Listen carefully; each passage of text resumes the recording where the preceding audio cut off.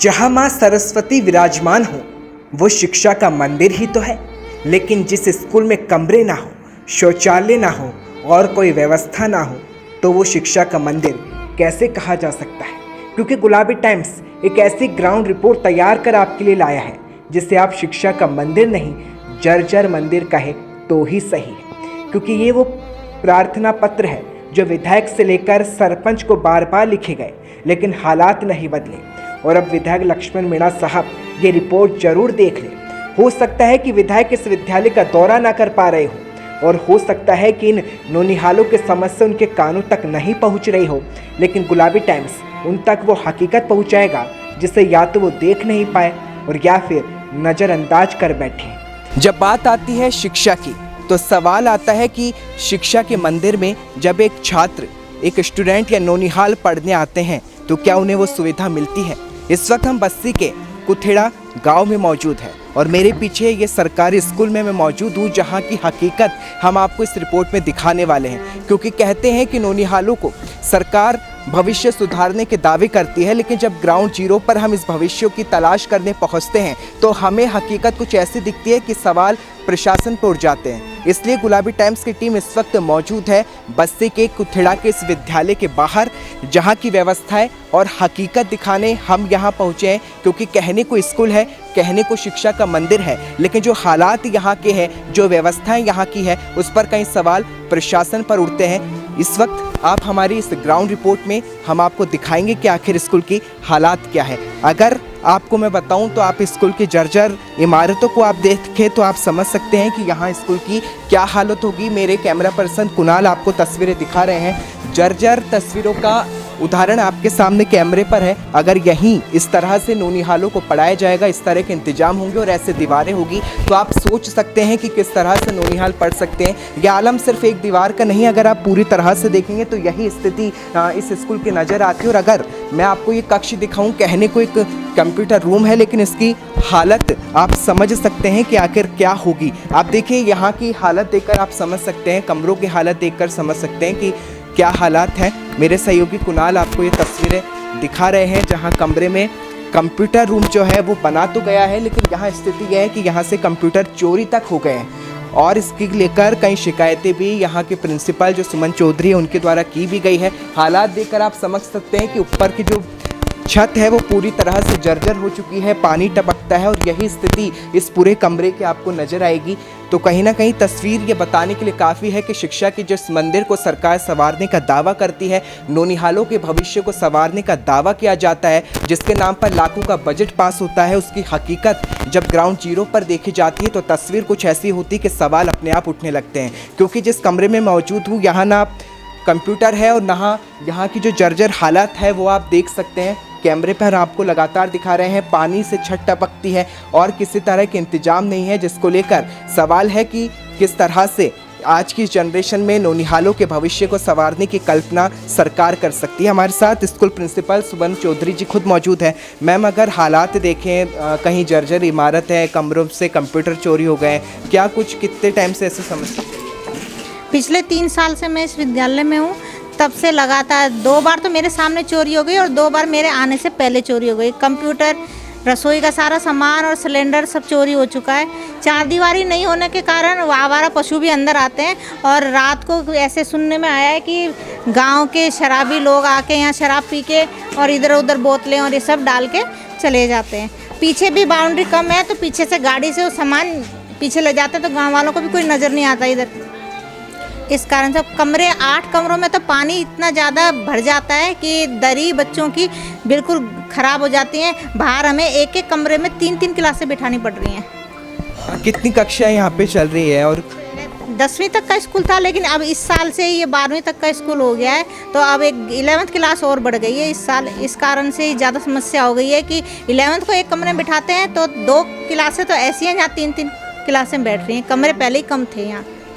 आपने शिकायत की मामले को लेकर पत्र लिखा?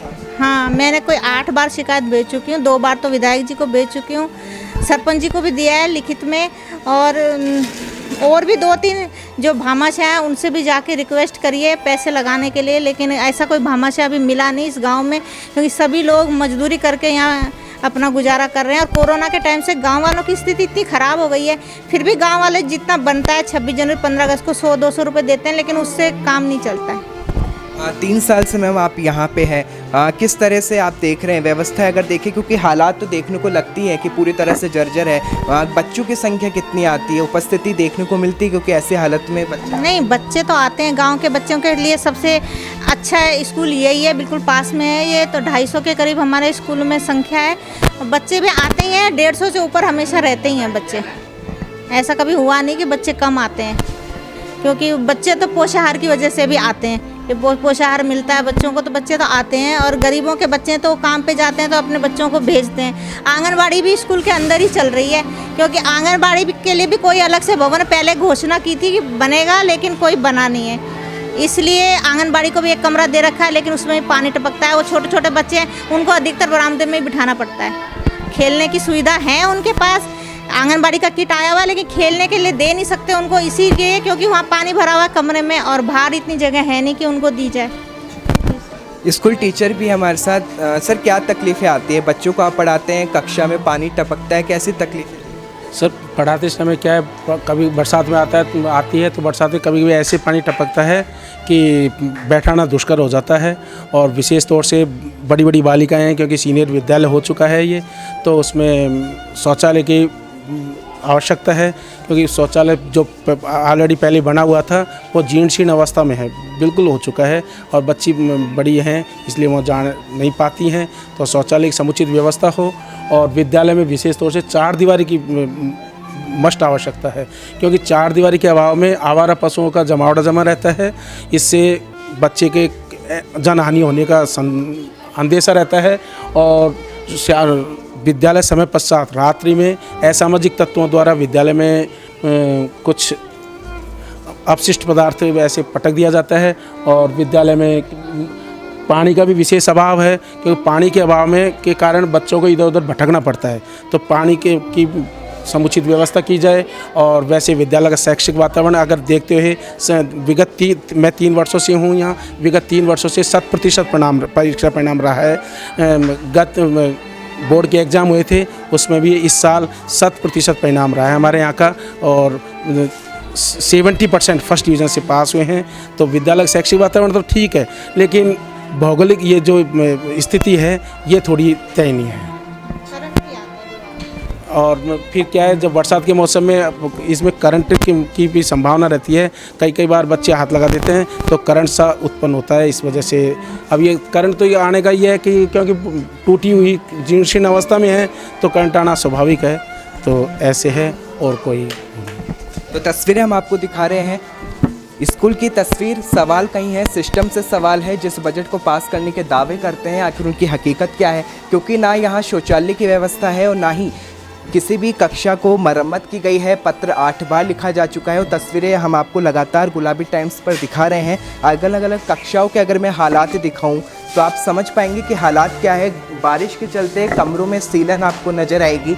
तस्वीरें ये है। अगर इसी तरह के क्लासरूम सरकार की ओर से बनाए जाते हैं, सरकार की ओर से दी जाते हैं, तो क्या बच्चे यहाँ आना पसंद करेंगे? या आने वाले समय में बच्चे ऐसे कक्षा में पढ़ना चाहेंगे? क्योंकि इस दौर में डिजिटल क्लासरूम की बात जब आती है, और जब बात आती है ग्रामीण इलाकों के विद्यालयों की, तो हालात अपने आप बयां करते हैं कि आखिर हकीकत क्या है। ऐसे ही हम आपको और तस्वीरें भी दिखाते हैं। हम स्कूल के अंदर मौजूद हैं, और इस स्कूल की हालात देखकर आप समझ पाएंगे कि आखिर किस तरह के इंतजाम हैं, क्या कुछ समस्याएं हैं। हम टीचर से भी बात करेंगे, किस मुश्किल में वो पढ़ाती हैं, किस तरह से व्यवस्था रहती है। मैम, आपका नाम मैं जानना चाहूँगा। रेखा शर्मा। किस तरह की प्रॉब्लम्स आप देखते हैं जब कक्षा में पढ़ाते हैं? पूरी तरह जर्जर है, पानी टपकता है, किस तरह की समस्या आप फेस करते हैं? बच्चों के हर तरफ से पानी रूम में रहता है, बच्चों को भी इनकन्वीनियंट होती है। कुछ बच्चों के पास तो फर्नीचर भी पूरा नहीं है, तो पूरी दरियाँ भी भीग जाती हैं, या बैठने में बच्चों को बहुत परेशानी, प्रॉपर जगह नहीं मिल पाती। लाइट आती नहीं है गांव में, जनरली लाइट नहीं होती है, तो अंधेरा भी बहुत होता है। मुझे तो खुद चश्मा लगा के भी कई बार प्रॉब्लम आ जाती है किसी रूम्स में। तो ये सारी दिक्कत तो बहुत, और डर भी बना रहता है। बरामदों में तो बैठते खड़े होते कहीं से भी प्लास्टर गिर जाता है। पिछली बार जस्ट मैं जिस जगह से एकदम मूव हुई, और वहीं पीछे से एकदम प्लास्टर गिर गया। मैम कोई शिकायत वगैरह भी की गई है, लेकिन अब तक किसी तरह का, कब से ये हालात बने हैं? मैं तो देखिए 2019 में आई थी, तब से बारिश के मौसम से देख रही हूँ। अक्टूबर में आई थी तो नेक्स्ट बारिश के मौसम से ऐसा ही हो रहा है। मैम बात करें स्टूडेंट्स की, ऐसे लगता है कि इसी कारण से बच्चों की संख्या कम हो रही हो क्लास में, अनुपस्थिति इस तरह की? इस मौसम में रहती है थोड़ी बच्चों को परेशानी, केवल इस कारण स्ट्रेंथ कम हो स्कूल में ये अपन नहीं कह सकते। लेकिन तो आप तस्वीर देख रहे हैं, कुटेला का सरकारी विद्यालय है जहां मैं मौजूद हूं। हम अलग अलग क्लास की तस्वीरें दिखा रहे हैं, हम यहां के जर्जर हालात की तस्वीरें आपको दिखा रहे हैं, और ऐसी तस्वीरें दिखाने के लिए हम आपको लगातार स्थिति को दिखाना चाहते हैं और ये बताना चाहते हैं कि हालात क्या है। अब आप ये देखिए, अगर इसी तरह से जर्जर इमारत को विद्यालय का नाम दिया जाएगा, कहने को जिसे शिक्षा का मंदिर कहा जाता है, और उसके अगर हालात ऐसे होंगे तो आप कल्पना कीजिए कि ये नौनिहाल क्या भविष्य में अपना सपना जो लेकर चल रहे हैं उसको संवार पाएंगे। क्योंकि इन मुश्किल नौनिहालों के सामने नहीं है, मुश्किल इन टीचर्स के भी है जो यहाँ लगातार इन बच्चों को शिक्षा देते हैं, और उनके सामने भी चुनौती है कि लाइट चली जाती है, इंतजाम ऐसे है कि बारिश में छत टपकती है, कहीं एक कक्षा में कई क्लासें चलती नज़र आती क्योंकि कक्षा में पानी टपकता है, तो इंतजाम नहीं है। आप बरामदी में मैं चल रहा हूँ, आप इसकी तस्वीरें देख सकते हैं, और मैं आपको एक और क्लास भी बताऊँगा जहाँ एक कक्षा में 2 क्लास के बच्चों को भी पढ़ाया जा रहा है। इस तरह की जो सिचुएशंस है वो यहाँ मुझे लगातार देखने को मिली है, जहाँ एक कक्षा में 2 क्लास चल रही है, और ऐसे में सवाल है कि 3 क्लास एक कक्षा में चल रही है। अब मैम आपका नाम जानना चाहिए। ममता शर्मा सर। मैम एक क्लास में कितनी क्लास चल रही है? यहाँ 3 क्लासेस चल रही है सर। रूम नहीं है और बारिश की वजह से भी, रूम की भी समस्या है, इस वजह से एक जगह पे क्या समस्या आती है? बच्चों के सामने एक पढ़ा रहे हैं आप, लेकिन जब इस तरह से रूम हो, बारिश में इस तरह का हाल रहता है, क्या समस्या आपके सामने? सर समस्या आती है, एक जगह पे बच्चों को पढ़ाना बहुत मुश्किल हो जाता है, अगर जगह हो तो बाहर भी बिठा लें। तस्वीर देख रहे जिस कक्षा में मैं मौजूद हूँ, यहाँ एक क्लास, एक कमरा है जहाँ 3 कक्षाएं चल रही हैं। मैम 3 कौन से चल रही है? First, second, third. First second है, तीनों के बच्चे? हाँ, तीनों बच्चे यहीं पे सर। किस तरह से मैनेज करते हैं मैम एक ही जगह? बहुत मुश्किल हो जाता है 3 क्लासों को मैनेज करना सर, बहुत बड़ी बात है। आप तस्वीर और हकीकत देख रहे हैं। हम यहाँ आए थे कि जो व्यवस्था जर्जर है उसको देखने, लेकिन यहाँ एक और समस्या है कि कमरे में जब इस तरह के हालात होंगे तो एक ही कक्षा, एक ही कमरे में 3 क्लासों को पढ़ाया जा रहा है। तो आप सोचिए कि कैसे संभव है कि एक ही कमरे में 3 क्लास चल रही हो, और बच्चों को पढ़ाना भी कैसे संभव है, क्योंकि टीचर्स अपनी ओर से प्रयास कर रहे हैं, लेकिन जब स्कूल के हालात ऐसे होंगे, कमरे नहीं होंगे, तो इंतजाम इसी तरह के दिखेंगे और हकीकत भी यही दिखेगी। मैं आपको वो रूम, वो कक्षा दिखाने जा रहा हूँ जहाँ स्कूल के अंदर ही आंगनबाड़ी केंद्र तक बना दिया गया। स्कूल के ही कुछ है बच्चों को मिलनी चाहिए थी, उसे ही दिया गया है। आंगनबाड़ी को मैं आपको दिखाना चाहूँगा। आंगनबाड़ी है को तो क्लास रूम होना चाहिए था, लेकिन इंतजाम ना होने के चलते इसे आंगनबाड़ी बना दिया गया है। लेकिन अगर आप इसके हालात देखेंगे, हकीकत देखेंगे, तो आप समझ पाएंगे। मैम आपका नाम?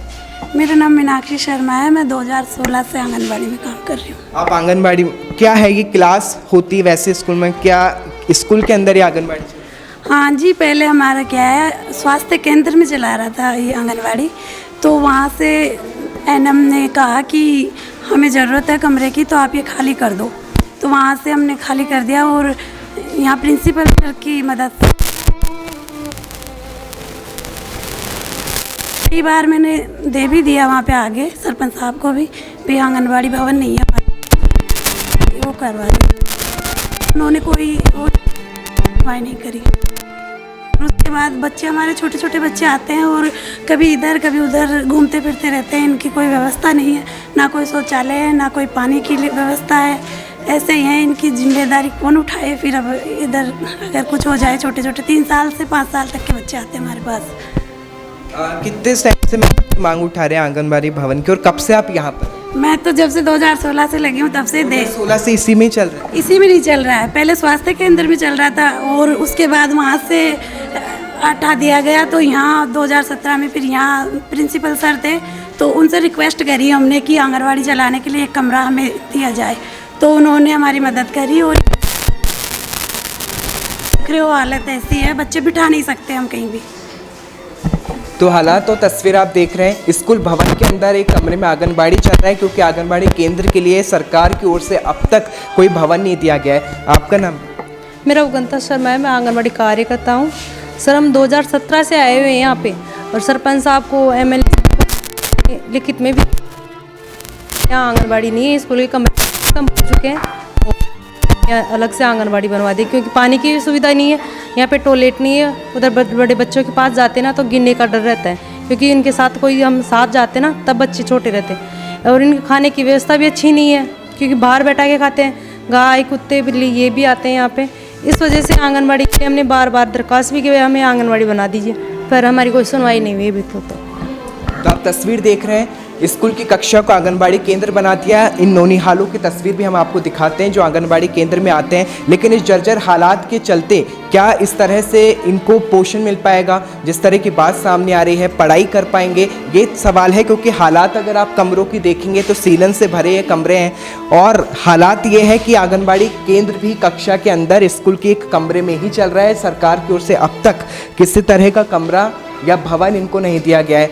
ऐसे में सवाल कई उठते हैं, जैसे ग्राउंड रिपोर्ट करने यहाँ मौके पर पहुँचते हैं, हालात ये दिखते हैं कि ना सिर्फ इंतजामों की कमी है, बल्कि सरकार और प्रशासन ने शायद शिक्षा के मंदिर के नाम पर सिर्फ खाना पूर्ति ही की। अब मैं आपको आगे की तस्वीर भी दिखाता हूँ। एक कक्षा भवन की तस्वीर है जहाँ की हालात भी आप समझ पाएंगे कि क्या है। अगर मैं इस कक्षा में अंदर आऊँ, मेरे सहयोगी कुणाल आपको बता रहे हैं कक्षा के अंदर की ये हालात है। अगर ऐसे हालात या आपके स्कूल के आपके परिवार का बच्चा पढ़ने यहाँ आ सकता है, इसकी आप कल्पना कीजिए, क्योंकि खिड़की टूट चुकी है।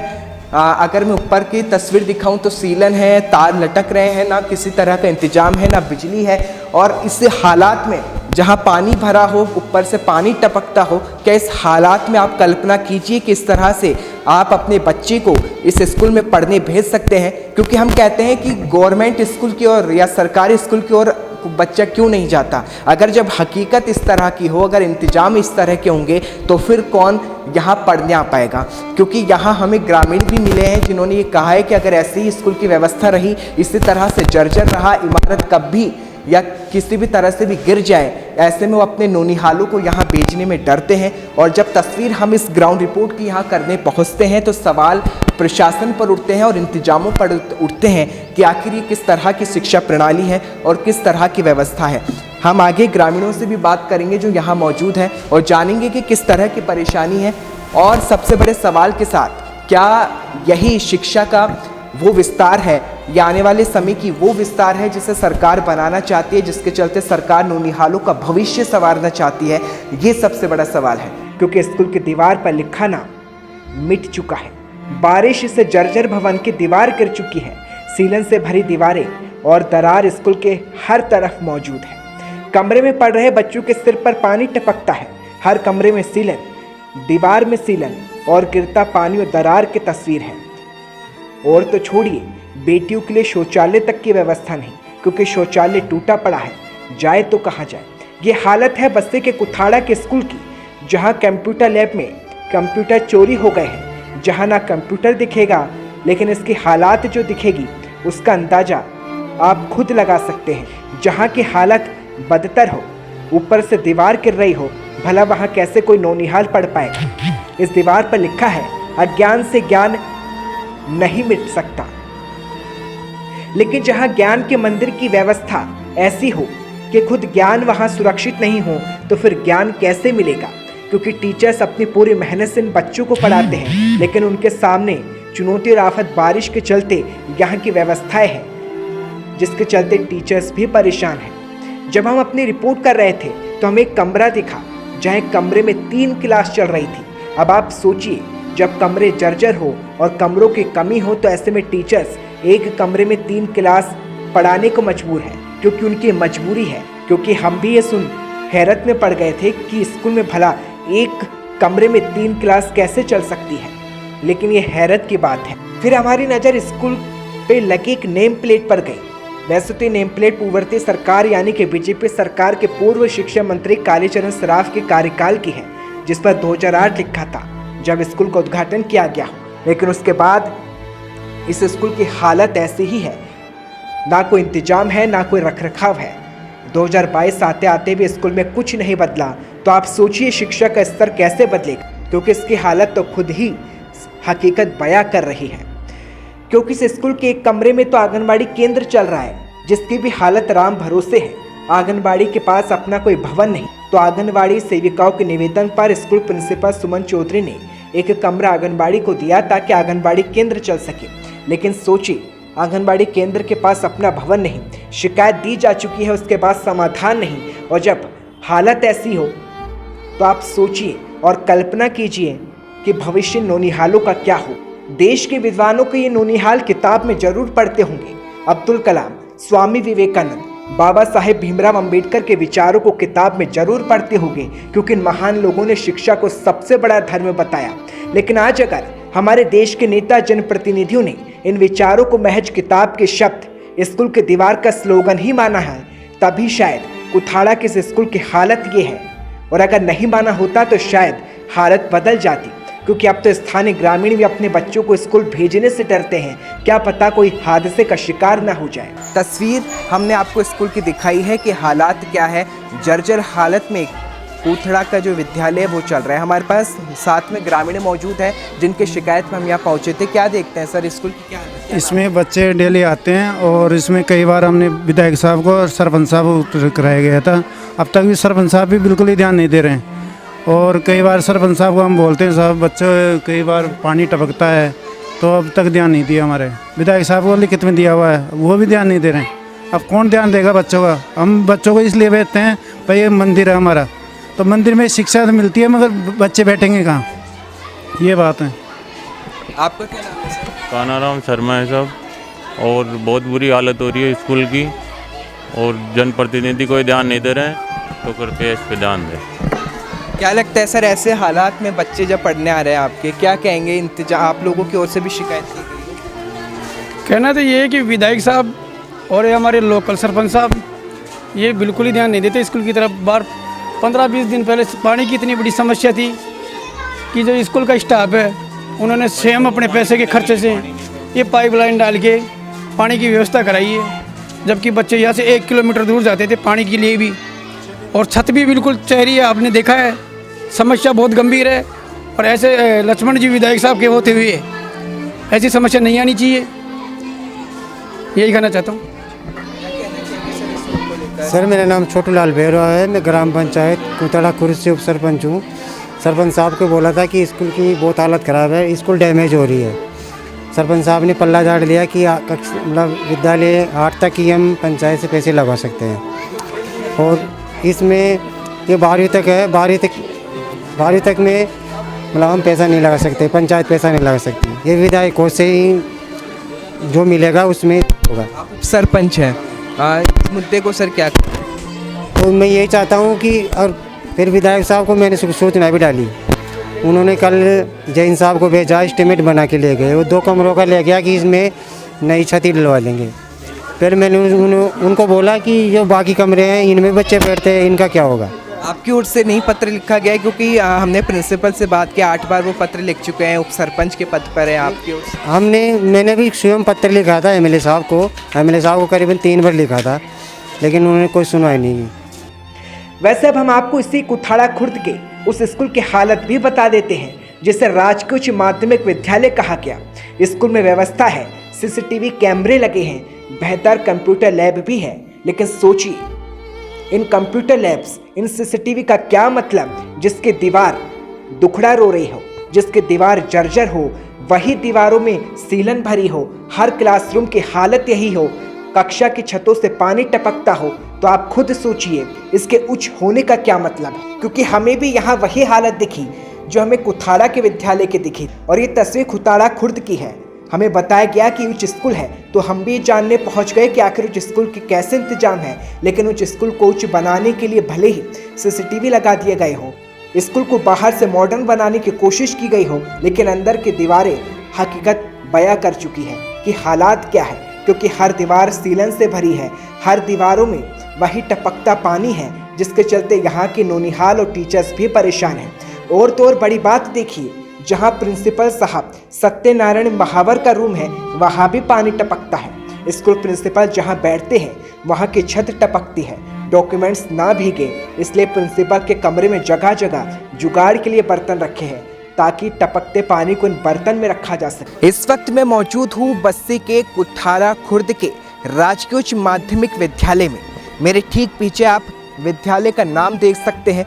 कहने कोई विद्यालय उच्च आता है, यानी कि उच्च सुविधाओं का दर्जा। हालांकि विद्यालय में व्यवस्थाएं तो है, लेकिन इसके जर्जर भवन ने कई सवाल खड़े कर दिए।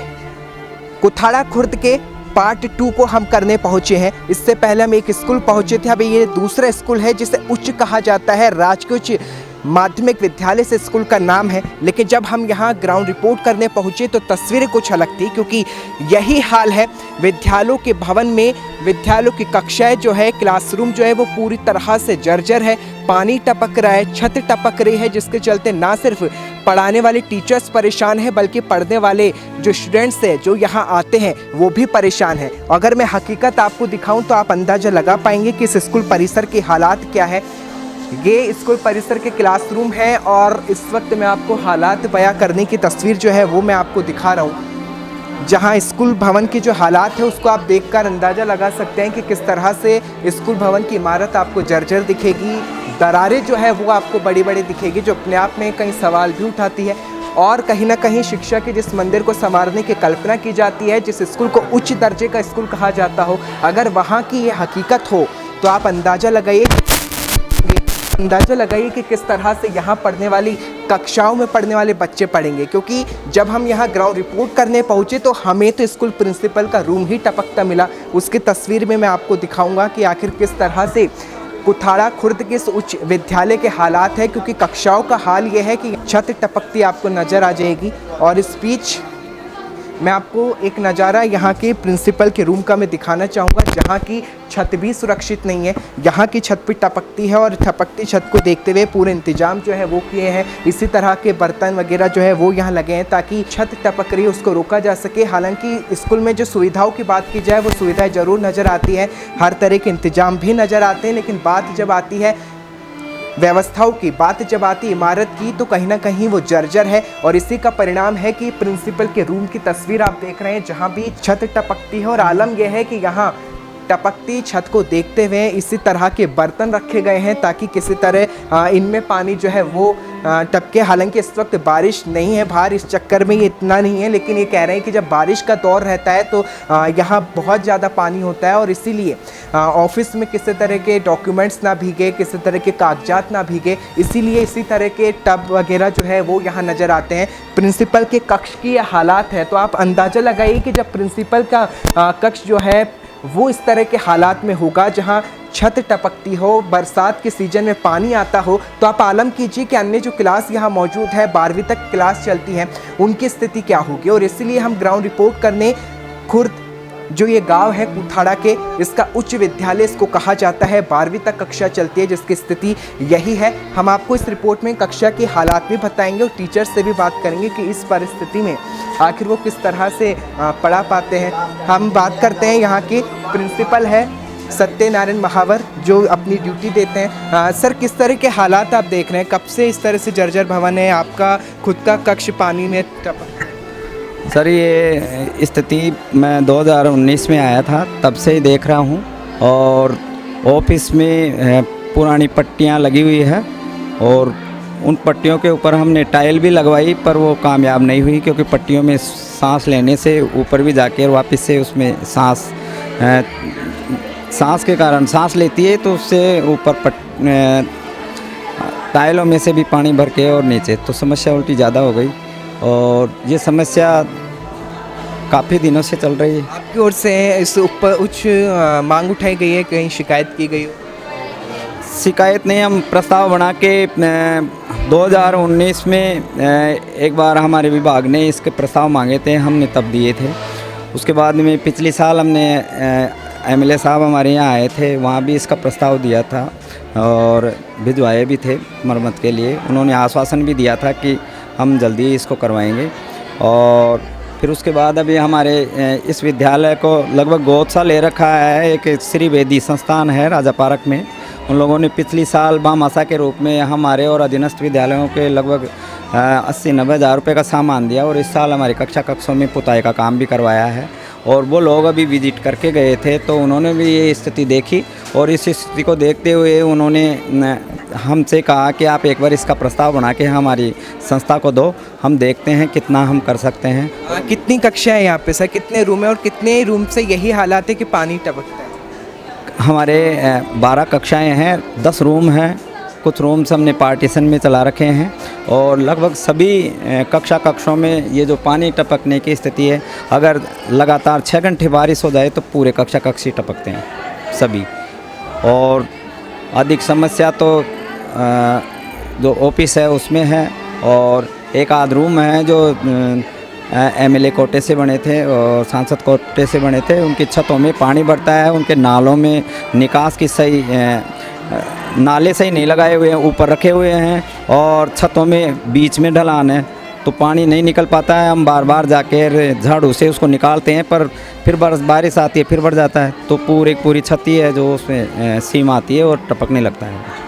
तो आप तस्वीर देख रहे हैं प्रिंसिपल महोदय के रूम की जो हालात है, वहाँ भी छत टपकती है और बड़ी बात यह है कि विधायकों सांसदों के कोटे से इन कक्षाओं को तैयार किया गया है। अगर मैं आपको किसी भी क्लासरूम की तस्वीर दिखाऊं तो आप अंदाज़ा लगा पाएंगे कि किस तरह के हालात इस वक्त यहाँ मौजूद है, क्योंकि कक्षाओं में सीलन है, पानी टपकता है और ऐसे में जब सवाल आता है पढ़ाई को लेकर तो वो सवाल बन जाता है। मैं अंदर कक्षा की आपकी तस्वीर दिखाता हूँ जहाँ छतों से पानी टपकता है। सर आपका नाम जानना? मेरा नाम कन्हैयालाल मीना है। कितनी दिक्कत आती है सर ऐसे में पढ़ाना? बारिश में जब बारिश होती है बहुत दिक्कत आती है और बच्चे परेशान होते हैं और ये सारे बैग वगैरह भीग जाते हैं, इससे बहुत परेशानी आती है बच्चों को। दीवारें सीलन कर जाती है पूरी और बोर्ड पे लिखने में भी थोड़ी परेशानी आती है। तस्वीर आप देख रहे हैं, बात करते हैं, यहाँ पे छात्र भी है। छत टपकती है जब आप करते हैं? हाँ। बारिश आती है तो पानी टपकता है और हमारे बैग भीग जाते हैं, कॉपियाँ भीग जाती हैं तो दिक्कत होती है। ऐसे ऐसे ही हालत रहती है यहाँ पे? हम यहाँ पे पानी चूता है और पानी आ जाता है और किताबें भीग जाती है और कॉपी भीग जाती है, इसलिए। और भी यहाँ पे है, उनसे भी बात करते हैं। क्या हुआ भैया, पढ़ते हो आप? कितनी दिक्कत होती है बैठने? बहुत दिक्कत होती है। क्या नाम है? कुणाल। पानी टपकता है ऊपर से? हाँ टपकता है।